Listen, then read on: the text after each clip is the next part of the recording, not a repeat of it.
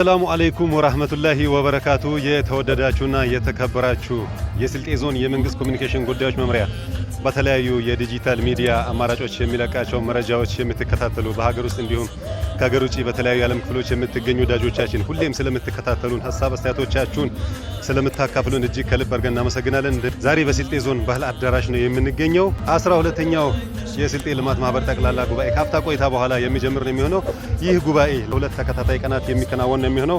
በዚህም ልማት ማህበሩ ያለፉትን 2 ዓመታት አጠቃላይ ስራ አፈጻጸም ሪፖርት እንዲሁም የኦዲት ሪፖርት እንዲሁም የልማት ማህበሩን አዲስ የተሻሻለውን ደንብና መመሪያ ማጽደቅን ጨምሮ በ10 ዓመቱ ስትራቴጂክ እቅድ ላይ ውይይት በማድረግ እንደሚያጸድቅ ይጠበቃል። ሌሎች በርካታ አጀንዳዎችም እንዳሉት ነው ከወጣው መርሃ ግብር መረዳት የተቻለው ማለት ነው። እኛም እንደ ስልጤ ዞን የመንግስት ኮሚኒኬሽን መምሪያ እነዚህን መረጃዎች በተለያዩ የዜና ፎርማቶች ወደ እናንተ ተደራሽ እናደርጋለን። ሁሌም ስለምትከታተሉን ሀሳብ አስተያየቶቻችሁንም ስለምታካፍሉን እጅግ ከልብ አድርገን ነው የምናመሰግነው። በተለያዩ የዲጂታል ሚዲያ አማራጮቻችን ተከታተሉን። ሰላም።